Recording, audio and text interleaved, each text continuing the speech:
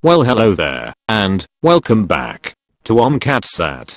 So, I wanted to explain a little further from an earlier video on how we can be free from the trappings of cause and effect, or karma, which is achieved through the process of spiritual discipline. I'll come right out and say this from the get-go. This subject matter is pretty esoteric in nature. As I'm putting this one together, I'm seeing that it's moving further and further away from the comfort zone of regular norms. So if you're not down with this bag, then you might want to save yourself 10 minutes. For some, it might sound too good to be true that we can be free from the actions and reactions of work, which keep us immersed in worldly life. Then, there are others who are unaware of the necessity of becoming free from the binding effect of action and reaction. The idea is that the reactions to our actions can be nullified, and we can move towards establishing ourselves in our intrinsic spiritual position,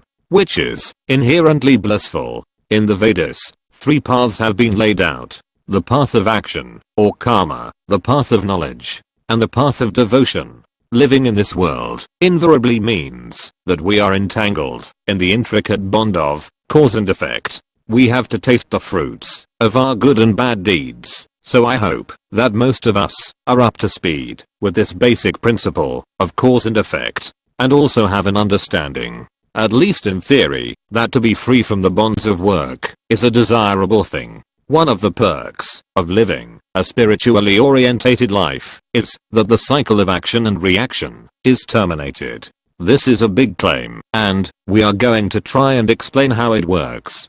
Most people are so caught up in the ebb and flow of material life that they are unaware of the forces that bind them, nor are they awake to the need to rise to a higher platform of awareness. Most of us are just happy to be moseying on down life's long road. It's similar to someone treading water in a river. They are unaware of the river's force. It's not until one tries swimming against the current that one comes to understand the strength of the river.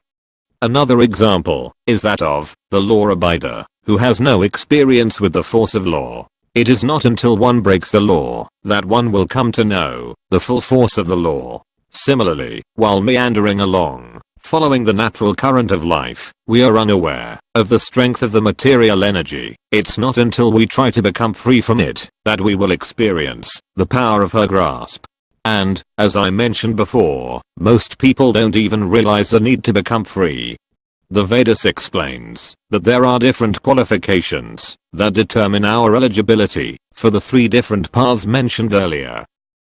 Again, the goal here is to be free from the bondage to fruitive work. The path of action, or karma, is essentially qualified by one having material desires. Next, the path of knowledge, which leads to the soul merging into the spiritual effulgence, is ascertained through the quality of detachment and renunciation.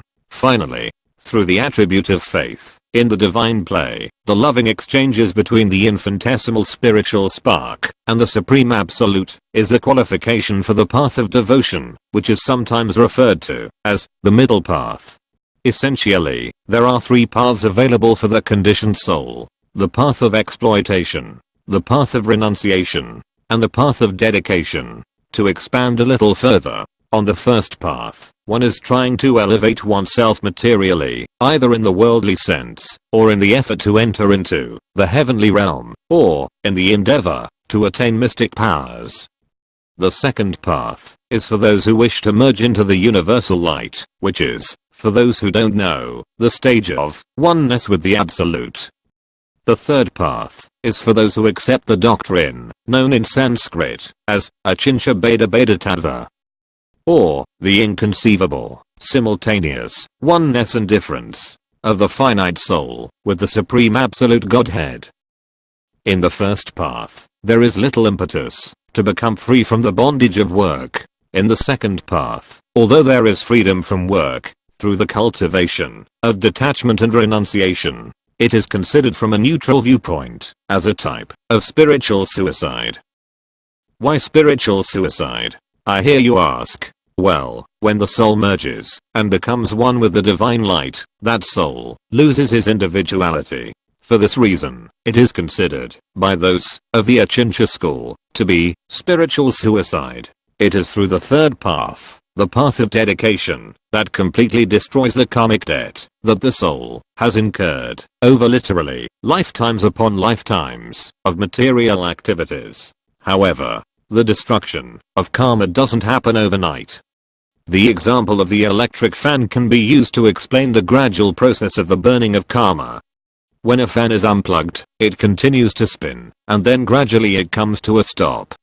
This is the same with regard to the reactions to our previous good and bad activities. For one on the path of devotion, spiritual discipline burns to ashes the karmic reactions of both our previous good and bad activities. Through focused application in the association of like-minded people, we will not become entangled in further karmic folly. The dynamics for progressing spiritually is that piety facilitates spiritual merit, and when spiritual merit matures, one affords the association of saints. Through the association of saints, one acquires the impetus and qualification to break the cycle of material cause and effect. Realization of our inherent spiritual nature is considered to be the unparalleled and priceless fruit of saintly association. So through following the middle path, the momentum from our previous fruitive work stops. Still, however, we see that some karmic payback continues to be experienced by the practitioner. But, like the unplugged fan, these reactions peter out in due course. Basically, because the spiritual practitioner dovetails their activities in spiritual pursuit, there is no more karma being created. This is not the case for your basic fruitive worker, who is becoming more and more entangled in and covered by their material actions. Such a materialist has accepted what is unreal to be real, and what is real to be unreal. This is further confirmed by the Vedas. What is night for all beings is the time of awakening for the self-controlled, and the time of awakening for all beings is night for the introspective sage. Aside from the fan metaphor, another example is that of a coiled rope that has been completely burned by fire. From a distance, the rope appears to be solid. But, if we go and touch the rope, it crumbles to ash. Sometimes, while on the path, we may think that we have been practicing for a long time, yet we see that our material desires are not dissipating. For example, we may become angry, or find ourselves oversleeping, or overeating. These symptoms are just like the rope that has been burned to ash, but still takes the appearance of rope. We shouldn't become discouraged. The understanding is that negative qualities are actually leaving the practitioner, and, very soon, he will be properly situated and free from all obstacles. Again, this is not the case for the materially absorbed. They are becoming more and more attached, engrossed, and bewildered by the material energy. The Vedas also explains how we can measure our progress. Our progress can be compared to eating. When we eat, with each bite, we experience pleasure, nourishment, and relief from hunger. In the same way, the spiritual practitioner, who has sincerely taken shelter of the path of dedication, experiences simultaneously devotion, direct experience of the Supreme, and detachment from material things. So progress can be measured by detecting this kind of transformation within us, that our conception of the Supreme must become more and more clear.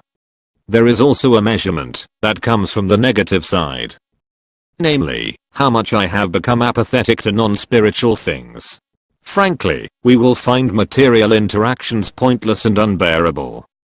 Back on the positive side, my inner hunger for all things spiritual will feel fulfilled. I will feel self-approval, knowing that I'm moving in the right direction. I will have the inner sanction of a clear conscience, and I will feel inner satisfaction. There will be confirmation, both internally and externally. The transcendentalist attains detachment, knowledge, and satisfaction in proportion to his ability to apply himself to the path and gives up his mania for unreality. That's all we've got time for this week. And I look forward to seeing you on the next one. Cat Sat.